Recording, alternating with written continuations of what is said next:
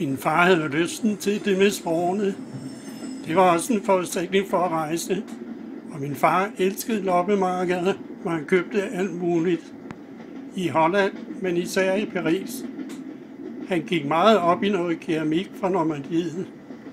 Carsten Krabbe interview 2016.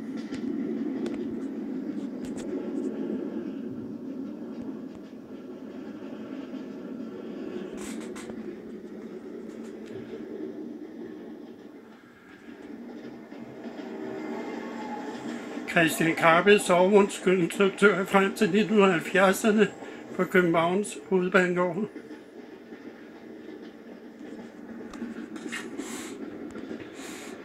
Christian Krabbe hjembragte stort og småt fra de mange byer, hans arbejde førte ham til. Noget blev foræret til familien, andet blev solgt.